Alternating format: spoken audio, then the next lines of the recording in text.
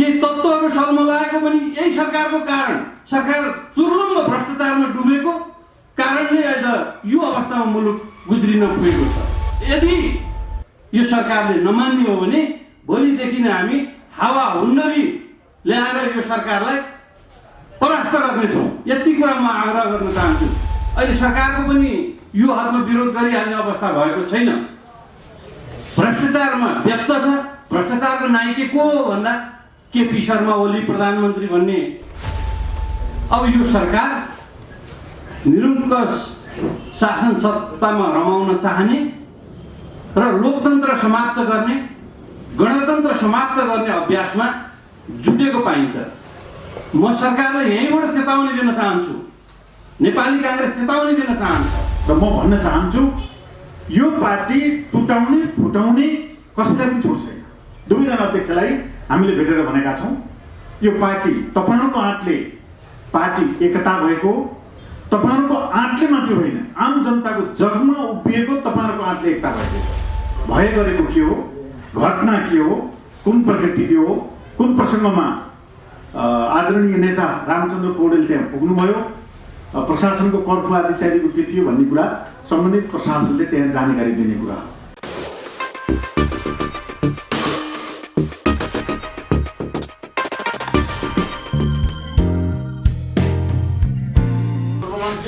र रामचन्द्र पौडेलमाथि हिजो जुन दुर्व्यवहार भयो तनहुँमा जुन किसिमको गिरफ्तारीमा चाहिँ उहाँलाई लिएर नियन्त्रणमा लिएर 3 घण्टा राखेर सरकारले चाहिँ जुन किसिमको शैली लिएर अप्नाए त्यसको चौतारी विरोध भइरहेको छ। आज काङ्ग्रेस देशभरि चाहिँ विरोध प्रदर्शन भइरहेको अवस्थामा अब नेपाली कङ्ग्रेस कसरी जान्छ?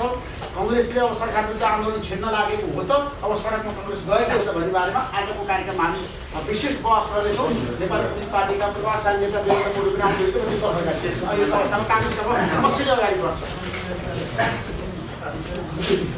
धन्यवाद। रिपोर्टर्स क्लबका अध्यक्ष ऋषि धमलाज्यू, पत्रकार साथीहरू सबैमा हार्दिक नमस्कार, जयन्त। आज यहाँलाई थाहै छ नेपाली काङ्ग्रेसका वरिष्ठ नेता रामचन्द्र पौडेलज्यू आफ्नो गृहनगरमा पुल उद्घाटन गर्नलाई जाँदै गर्दा देखेको दृश्य, सरकारको रवैया यो लोकतन्त्रमाथिको आक्रमण हो भन्ने हाम्रो बुझाइ छ। यो सरकार निर्माण हुने बित्तिकै न्यायालयमाथिको आक्रमण, व्यवस्थामाथिको आक्रमणमा जुटेको कुरा त थाहा छँदै थियो। नेपाली काङ्ग्रेसले प्रतिपक्षमा रहेर सचेत गर्ने र यो व्यवस्था हामीले निर्माण गरेको संविधानलाई अक्षरशः पालना गराउनेमा प्रतिबद्ध थियो र अहिले विरोध गरिहाल्ने अवस्था भइरहेको छैन भन्ने हामीलाई लागेको थियो। उहाँहरूको पार्टीभित्रको किचलो हामीले नजिकबाट हेरिराखेका थियौँ। यसको सेरोफेरो जम्मा के हो भने अब यो सरकार निरङ्कुश शासन सत्तामा रमाउन चाहने र लोकतन्त्र समाप्त गर्ने, गणतन्त्र समाप्त गर्ने अभ्यासमा जुटेको पाइन्छ। म सरकारलाई यहीँबाट चेतावनी दिन चाहन्छु, नेपाली काङ्ग्रेस चेतावनी दिन चाहन्छ। यदि यही गतिविधि हो सरकारको भने काङ्ग्रेसले एक दिनमा मुलुक ठप्प पारेर यो सरकारलाई त्यहाँ बस्न नसक्ने गरेको अवस्था पुर्याइदिन्छ। हामी खालि व्यवस्थाको हिमायती भएका कारण यसको संरक्षण गर्ने हाम्रो दायित्व हो। अहिले सरकारको पनि यो हदमा विरोध गरिहाल्ने अवस्था भएको छैन। भ्रष्टाचारमा व्यक्त छ। भ्रष्टाचारको नायक को हो भन्दा केपी शर्मा ओली प्रधानमन्त्री भन्ने उहाँहरूकै अध्यक्षले भनिसक्नु भएको छ। व्यवस्थाको संरक्षणका गर्नुपर्ने दायित्व बोकेको सरकार, जनताको हक हित अधिकारका लागि भनेर स्थापित भएको सरकार तानासा निरङ्कुश हुँदै गएको छ। म सरकारलाई सोचिनका लागि आग्रह गर्न चाहन्छु, तत्कालै यो कुरालाई लिएर वरिष्ठ नेता रामचन्द्र पौडेलले उद्घाटन गर्दै गरेको पुलको कुरालाई लिएर जसरी उहाँलाई नियन्त्रणमा लिएर राखियो, यसमा गृहमन्त्री र प्रधानमन्त्रीले माफी नमागुन्जेल हुँदैन र तत्कालै माफी मागेर यो व्यवस्थाको संरक्षण गर्न र लोकतन्त्र गणतान्त्रिक अभ्यासलाई संस्थागत गर्नलाई म आग्रह गर्न चाहन्छु। यदि त्यसो भएन भने नेपाली काङ्ग्रेसले यो सरकारलाई घुँडा टेकाउनेछ, बाध्य गराउनेछ। हामीले खालि यति मात्रै भनेको, जनताको मतद्वारा निर्मित सरकार, नेपाली जनताको लामो चाहना, स्थायी सरकारको परिकल्पना अनुसार 5 वर्ष यो सरकारले काम गरोस् भन्ने हाम्रो चाहना आज नेपाली जनताको हक हित विरुद्ध भएको छ। निरङ्कुश बन्न थालेको छ। तानाशाह बन्दै गएको दृश्यहरू देख्न सकिन्छ, पार्टीभित्रै या पार्टी बाहिर। व्यवस्थामाथिको आक्रमण गर्ने यसलाई अधिकार छैन। त्यसका लागि यो सरकार निर्माण भएको होइन, त्यसका लागि जनताले मत दिएको होइन। यदि यो सरकारले नमान्ने हो भने भोलिदेखि नै हामी हावा हुन्डरी ल्याएर यो सरकारलाई परास्त गर्नेछौँ। यति कुरा म आग्रह गर्न चाहन्छु। यहाँ आदरणीय नेता पनि हुनुहुन्छ, लोकतन्त्रवादी नै भनेर हामीले मानिराखेका छौँ। यो व्यवस्थामाथिको आक्रमण होइन, एउटा निष्ठावान जसले यो मुलुकमा लामो सङ्घर्ष गर्यो, पञ्चायतका विरुद्ध गर्यो, शासन पद्धतिका निमित्त लड्यो, जेल बस्यो र निष्कलङ्कित पार्टीको एउटा नेतालाई अब के पार्टीमाथिको प्रतिबन्ध हो यो? म सरकारलाई सोध्न चाहन्छु। यदि होइन भने सरकार सचियोस्। हाम्रो आग्रह छ। म धेरै कुरा गर्न चाहन्न। अहिले लोकतन्त्र र गणतन्त्रमाथि खतरा भएको यही सरकारका कारण भनेर देखिन्छ।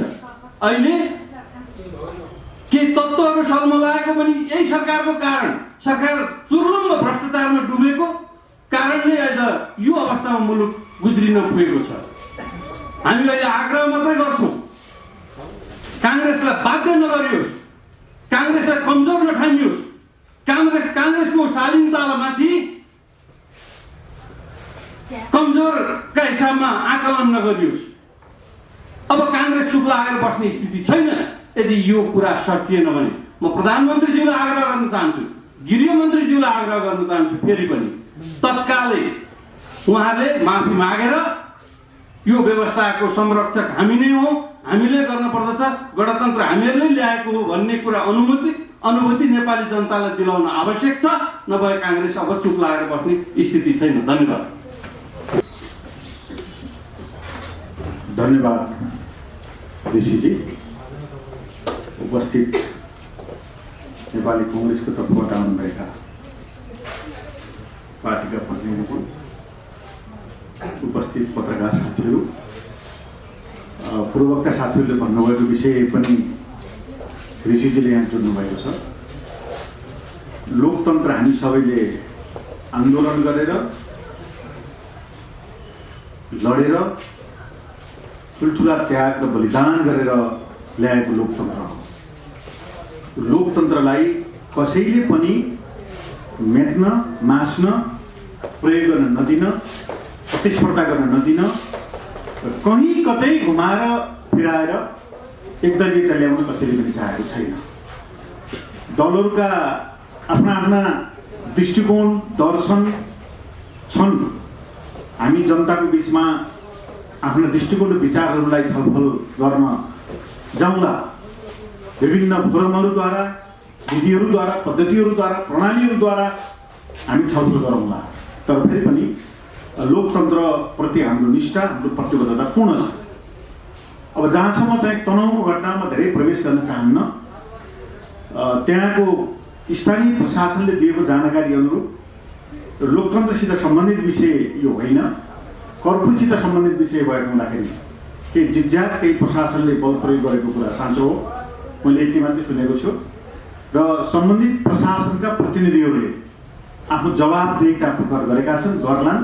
आवश्यक पर्यो भनेदेखि भए गरेको के हो, घटना के हो, कुन प्रकृति के हो, कुन प्रसङ्गमा आदरणीय नेता रामचन्द्र पौडेल त्यहाँ पुग्नुभयो। प्रशासनको कर्फ्यू आदि इत्यादिको के थियो भन्ने कुरा सम्बन्धित प्रशासनले त्यहाँ जानकारी दिने कुरा हो। तर त्यही कारणले लोकतन्त्र धरापमा पर्यो जस्तो मलाई लाग्दैन। उहाँ लोकतन्त्रको निम्ति लडेको आन्दोलन गरेको व्यक्तित्व हुनुहुन्छ रामचन्द्र पौडेल। त्यसकारण उहाँले आफ्नो जिल्लामा सबै प्रकारका गतिविधिहरू, कानुनसम्मत प्रकृतिका गतिविधिहरू सबै गर्न छुट्छ।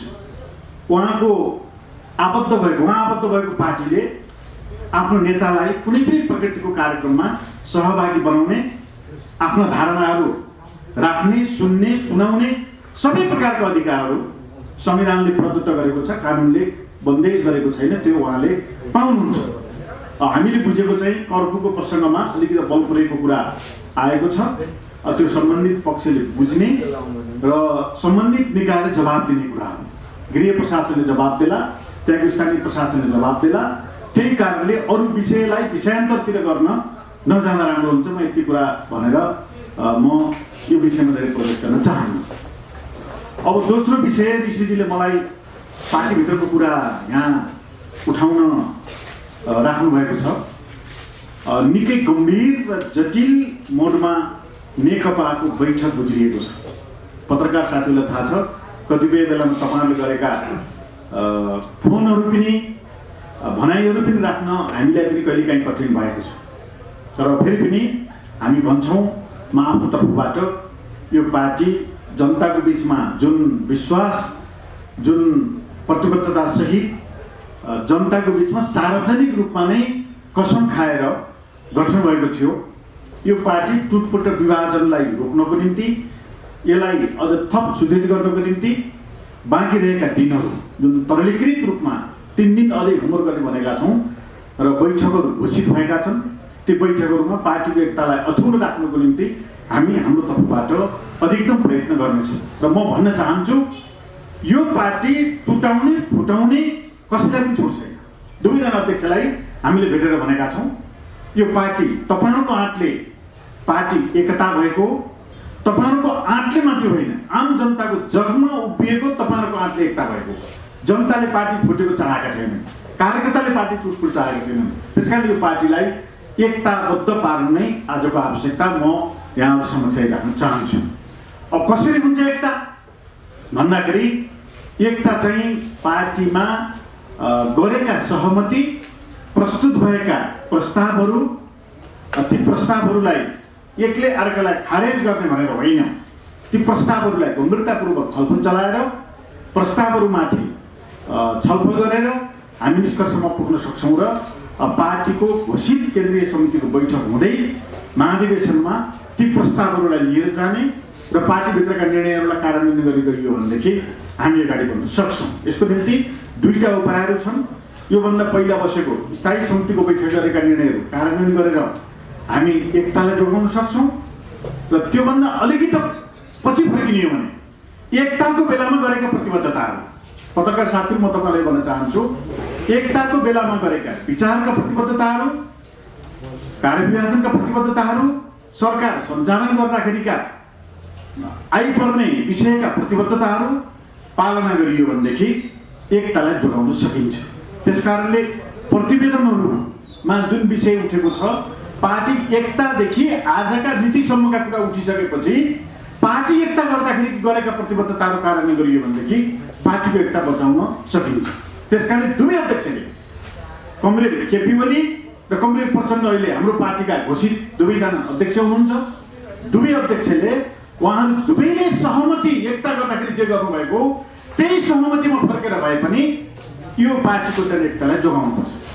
कार्यविभाजन मिलाएर हुन्छ कि, कार्यकाल मिलाएर हुन्छ कि, हिजो गरेका विधानका प्रतिवेदनका सरकार सञ्चालन गर्ने, संगठन सञ्चालन गर्ने कतिपय कुराहरूलाई हामीले जे सहमति गरेका थियौँ त्यो सहमतिमा फर्केर हामी गयौँ भनेदेखि पार्टीको एकता बच्न सक्छ। त्यसकारणले दुईटा ठाउँबाट एकता बच्न सक्छ। पहिलो एकता, पार्टी एकता गरेका सहमतिलाई इमान्दारितापूर्वक कार्यान्वयन गरेर, दोस्रो पटक चाहिँ स्थायी समितिको बैठकले गरेका निर्णयहरूलाई इमान्दारितापूर्वक पालना गरेर। यी दुईटा भन्दा अर्को केही पनि उपाय छैन।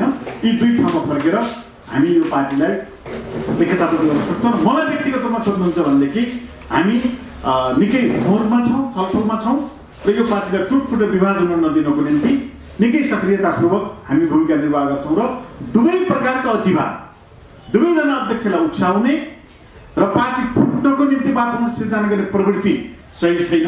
त्यसकारण दुवैजना अध्यक्षलाई वार्तामा ल्याउने, वार्ता भन्दा पनि छलफलमा ल्याउने। दुई पार्टीको बिचमा भएको भए वार्ता हुन्थ्यो, एउटै पार्टीका दुवैजना अध्यक्षहरूलाई छलफलमा ल्याउन वातावरण बनाउने र छलफलको वातावरण बनाएर कमिटीद्वारा निकास दिने कुरा नै अहिलेको निम्ति सही हो। र त्यस कारणले म दृढतापूर्वक धेरै कुरा राख्न चाहन्न, यो राख्न चाहन्छु कि पार्टी एकता आजको आवश्यकता हो। पार्टी एकतालाई जोगाएर पार्टीलाई विधि पद्धति र प्रणाली, एकता मात्रै होइन विधि पद्धति र प्रणालीमा चलाउने गरी हामीले चाहिँ विगतका सहमति वरिपरि नै फेरि पनि नयाँ सहमति, विगतका सहमतिको जगमा नयाँ सहमति गरियो भनेदेखि हामी पार्टीको एकतालाई जोगाउन सक्छौँ। म यति कुरा राख्दै मेरो आफ्नो समिति गर्न चाहन्छु। धन्यवाद। हरेक जिल्लामा राष्ट्रिय झन्डा लिएर जुन धर्मको नाममा जुन नारा जुलुस चलिरहेछ त्यसको बारेमा के भनाइ काठमाडौँ लगायत अब लोकतन्त्रको अहिले प्रसङ्ग चल्यो, विरोधहरू असहमतिहरू प्रकट गर्न पाइन्छ।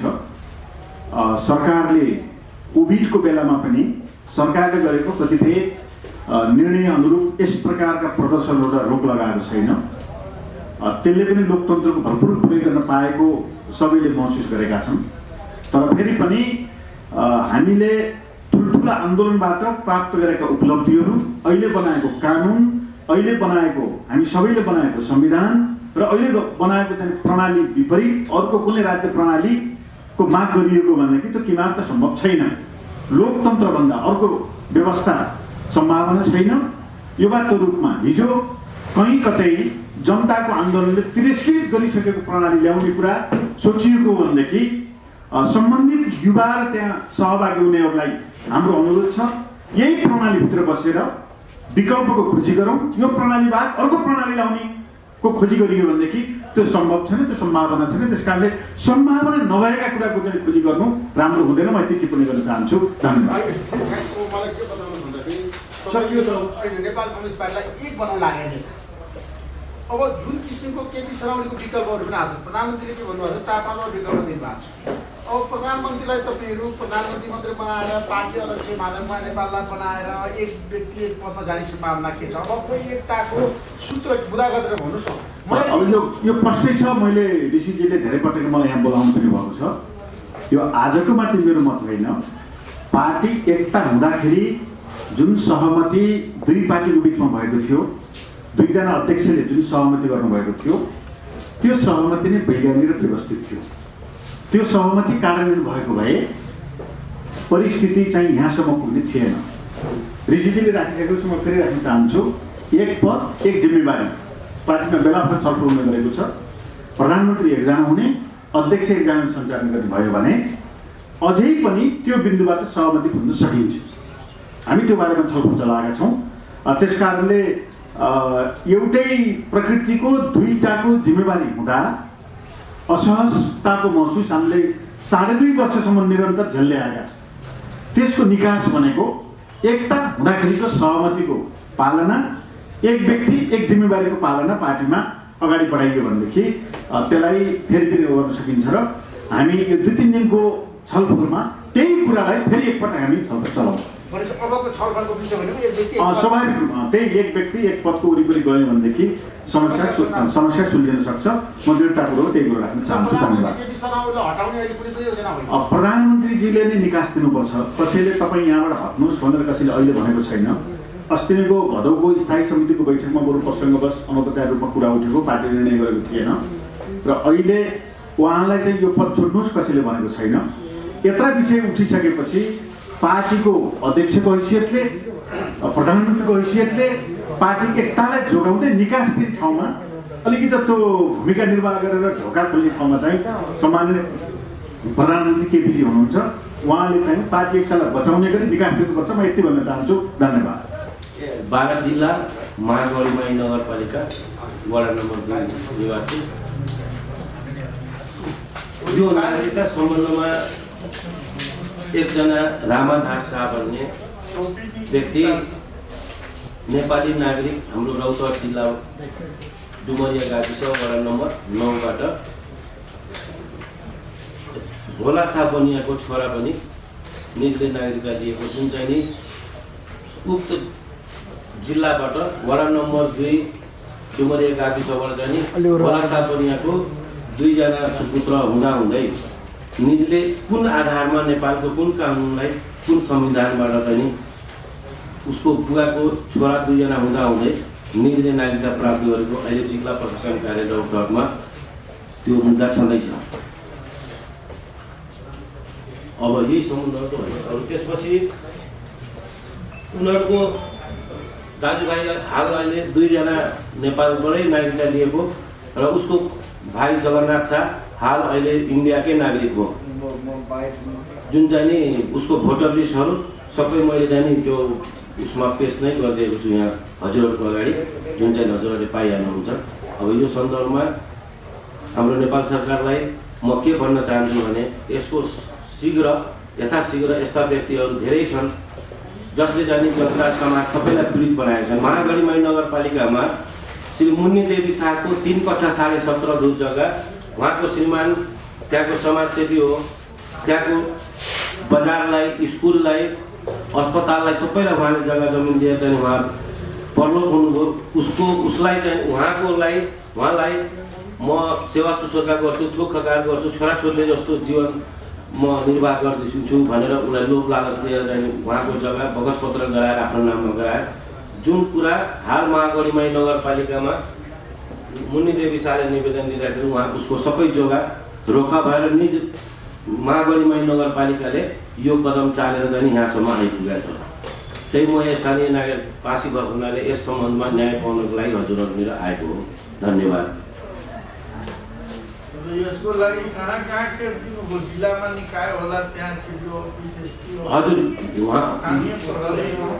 हजुर यो अहिले हाल केस चाहिँ नि 12 जिल्ला सिडिओ कार्यालयमा चलिरहेको थियो। सिडिओ कार्यालयले चाहिँ हाम्रो यहाँको केसलाई चाहिँ नि रौतहट वडा कार्यालयले चाहिँ हो निज भोला शाह बनियाको 2 मात्र छोरा हो और ऊ चाहिँ रामदास शाह भन्ने उसको बुवा बनेर धर्मपुत्र बनेर नागरिकता लिएको हुनाले अहिले सिडिओ अफिस रौतहटमा यो मुद्दा हालै लगभग 1 हप्ता जति भयो दर्ता भएको।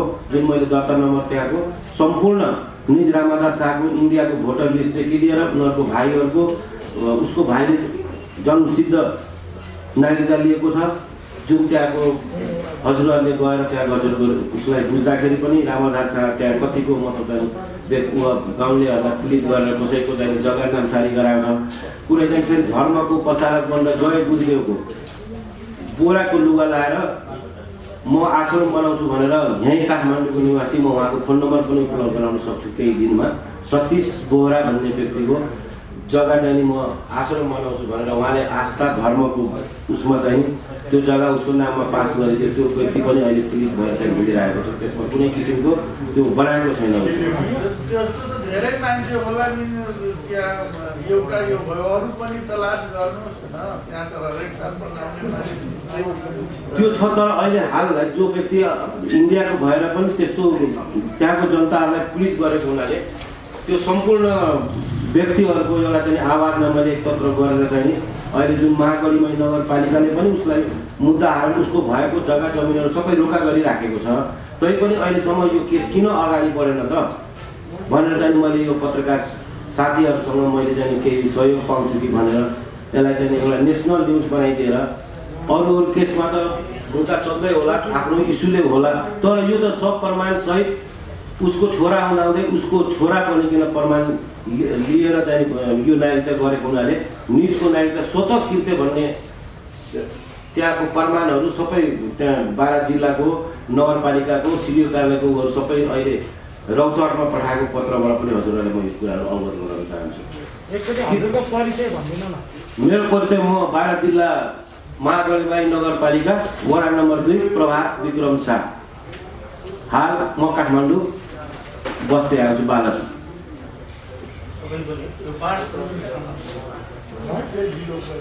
अझ मभन्दा केही शब्द एकचोटि म मेरो साथीलाई पनि एकचोटि भन्न उहाँको बारेमा नमस्ते सबैजनालाई, पत्रकार साथीहरू। म रमेश पाठक मेरो घर चाहिँ धादिङ हो। अहिले काठमाडौँ बस्छु। म यो हाम्रो नाता सम्बन्ध एउटा साथीको हिसाबले प्रभात विक्रम शाह उहाँको स्थायी ठेगाना बारा जिल्ला महागढीमाई नगरपालिका हाल उहाँ चाहिँ त्यो ठाउँको स्थायी बासिन्दा हुनुहुँदैछ र रिपोर्टर्स क्लबसँग ऋषि दाइसँगको अलिकति चिन्जान र त्यो हिसाबले रमेश सर तपाईँले म अन्यायमा परेको छु र हामी अन्यायमा छौँ।